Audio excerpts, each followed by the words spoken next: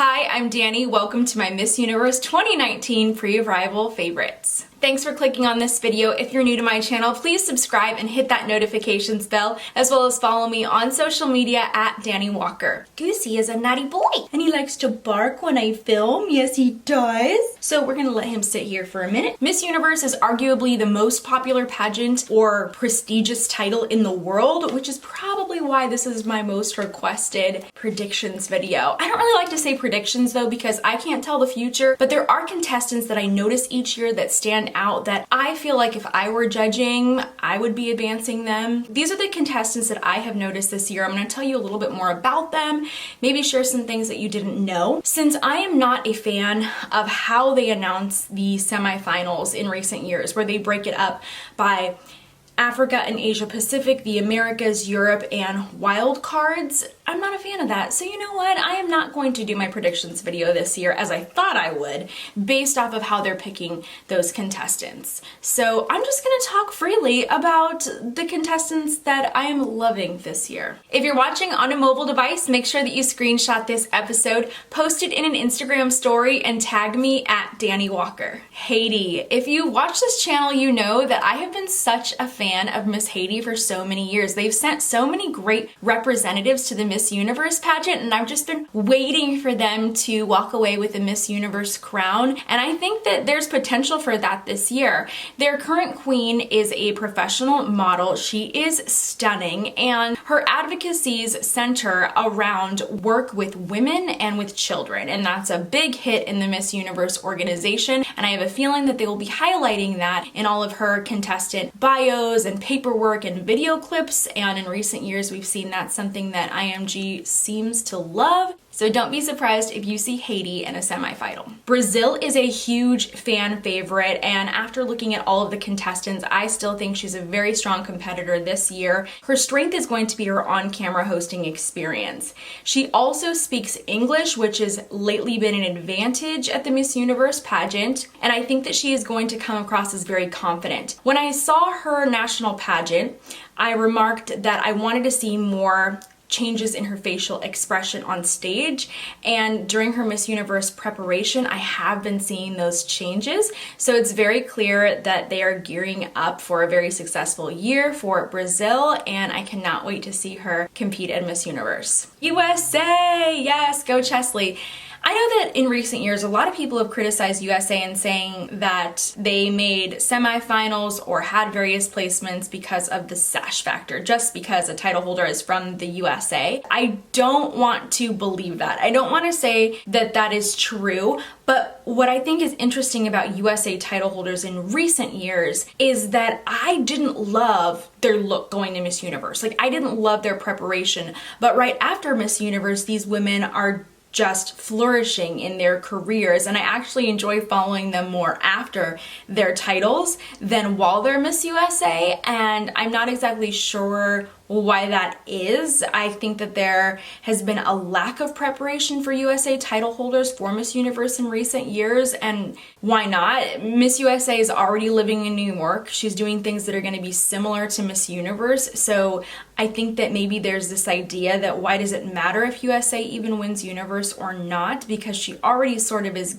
getting a version of the prize package of Miss Universe, so what's the point? And I think that maybe the USA organization and the people that are in charge of preparing her for Universe aren't really so motivated to do so. So I don't think that USA has the best preparation. Chesley, though, is a remarkable title holder. First of all, she's so intelligent. So if she's making it into a semifinal, if she makes it to a top 6 or 5, whatever it is, she is going to kill it in the question and answer portion. Now she is also an extra correspondent, and the last time that we had a USA title holder fulfill that job was Olivia Culpo. So it's pretty incredible if you've been following Chesley on her social media, the work that she's been doing with Dress for Success, which, by the way, if I had won Miss USA, that was the organization that I wanted to focus working with. So it's interesting to see Chesley do this national tour with them, because that was actually my dream, but at least someone is fulfilling it.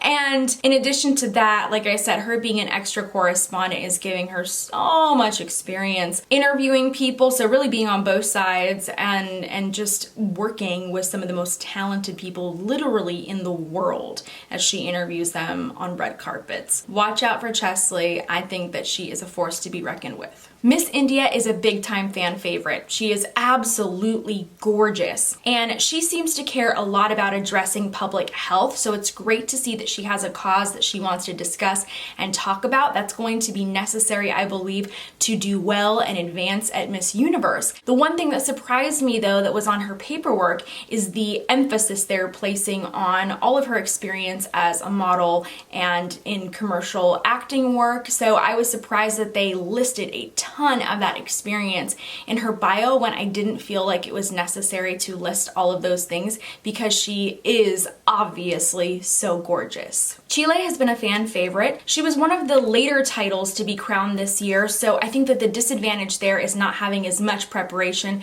as the other countries have had. To me, she looks like a doll when she's on camera. This girl is stunning. The one thing I would have changed for her is her headshot. I thought that she is very naturally beautiful, and she has some very strong headshots on her social media. But the image that they selected, I really don't think that it does her natural beauty very much justice. Philippines. Ooh, when I say that, I can just hear all of the Philippines screaming and cheering. Gazini is someone that I followed leading up to Miss Philippines Universe. A lot of you asked me to do a recap on that pageant. I had never seen it. I was obviously impressed. I've actually continued to follow their title holders throughout this year because I just have fallen in love with them, and I think they're so amazing. And the thing about Gazini is that many people say that she was chosen out of her class of contestants because of her facial beauty. People said that she looked most ready and prepared for the Miss Universe stage, and I would not argue with them about that. She is very stunning.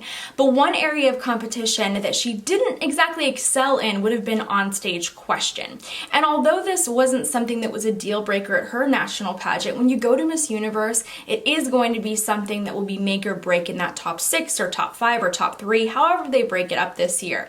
For me, that would be the only thing that would hinder her on the road to the Miss Universe crown. But as long as they have been working on that, I think that Gazini is going to meet all expectation for pageant fans this year. If you're enjoying this episode and you want to see lots more like it, check out this playlist up here that's filled with my other pageant recaps. Miss Dominican Republic. She's interesting because the Dominican Republic's stage was so much like the Miss USA stage this year, and a lot of people have compared her to Chesley. I actually got to see her at New York Fashion Week several months ago, and I would say in person, she is not reminiscent of Chesley. She's a lot taller than I would have expected, and she is different and unique in her own way. So I think that although that there were those Chesley comparisons earlier this year, I don't think that they're actually going to look that similar when they hit the Miss Universe stage. France is a contestant I am very excited to see. She was actually the Miss France last year and potentially could have competed at Miss Universe 2018, but instead was selected by the Miss France organization to compete at the Miss World pageant. There she placed in the top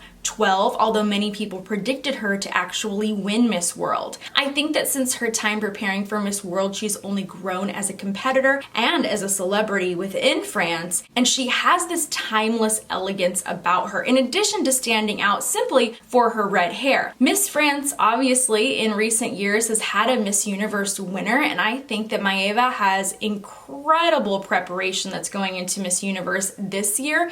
She will be a success with or without that Miss Universe crown, but I can definitely see her showing up in semifinals, and I wouldn't be surprised about a top 5 placement for France. South Africa is stunning. She's a standout visually because of her short hair, her body, her swimsuit walk. If you guys want to see her perform, I did a recap on the Miss South Africa pageant. It's obvious why she is a huge fan favorite. Also, she has some great preparation.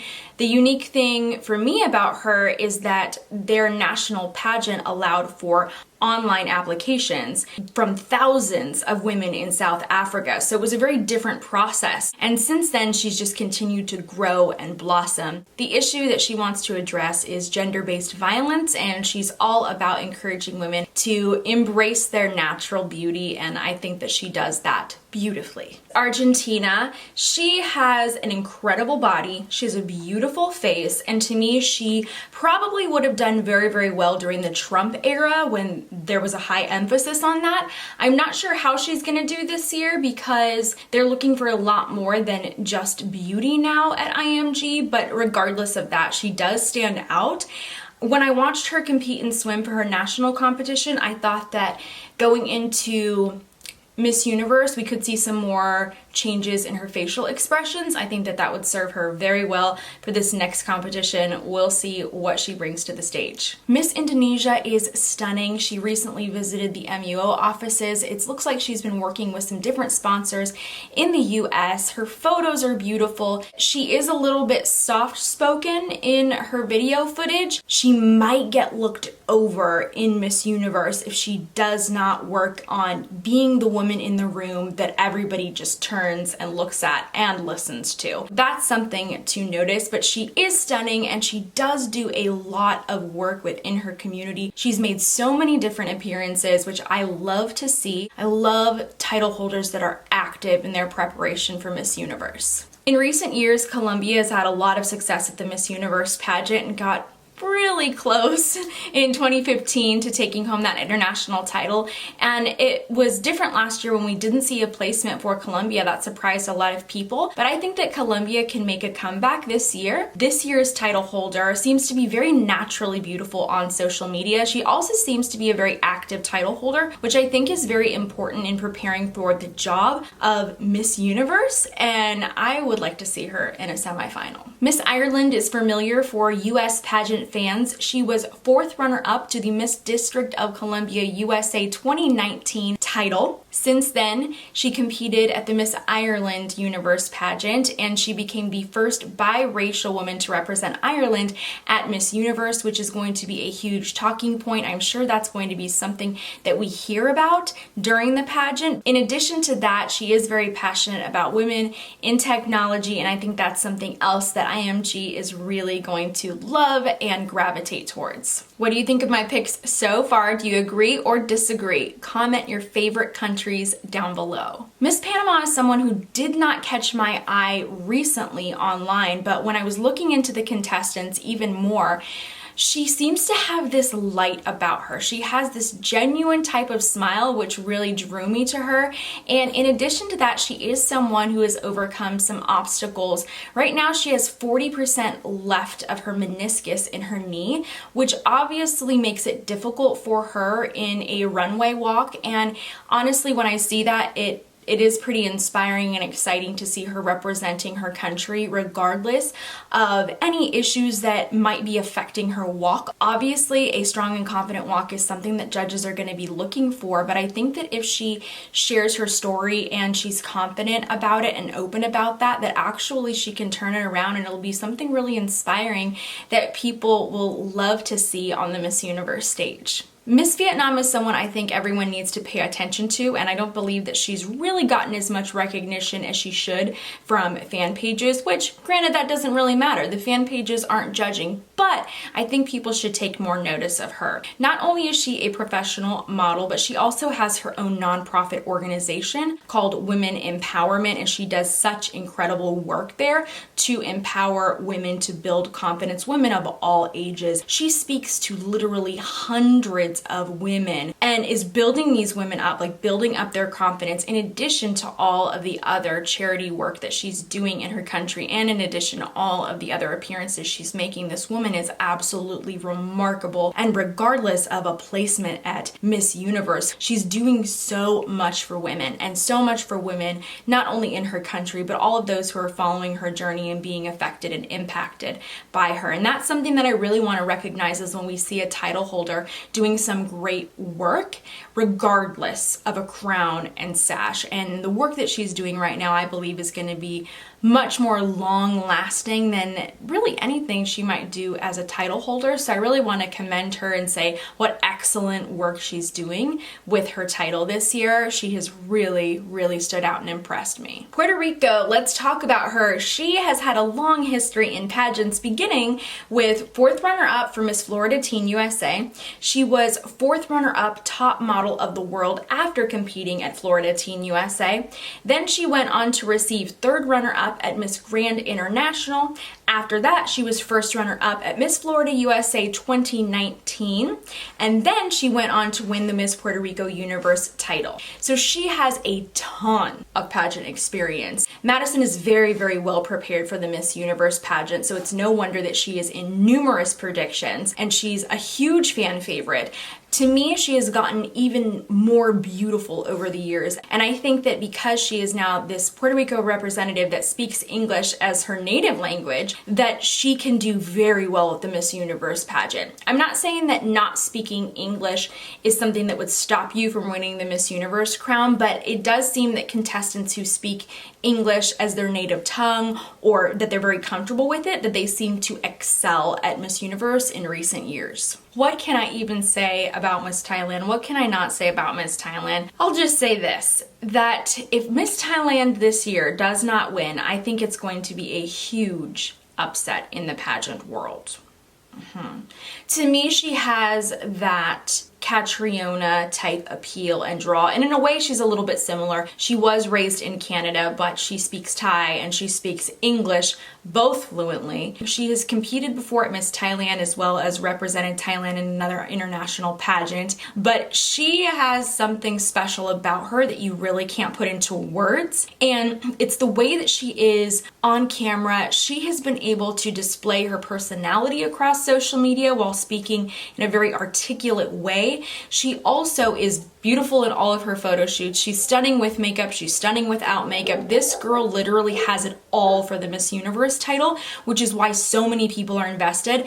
And honestly, like, if I had to bet on it, I would bet that she would win Miss Universe 2019. Just spoiler alert, that's what I think. But not just because of her beauty, because she truly deserves it for all the work that she has put into this entire process, and she's stunning, and I think she would make a very beautiful Miss Universe, but you never know, anything can really happen on that stage. Those are my thoughts. I'm super excited about Miss Universe 2019. I will actually be there attending the show, and I hear from a lot of you that also attend around the world that you would love to meet in person. So if you guys see me around, please don't be afraid to say hello. I would absolutely love to meet you. I greatly appreciate the support that you are giving my channel by sharing about the episodes, by commenting and liking. I from the bottom of my heart, you're allowing me to live out my dreams with this channel and the opportunities and the doors that it opens for my life. So thank you all so much for your support. Like I said, would love to meet you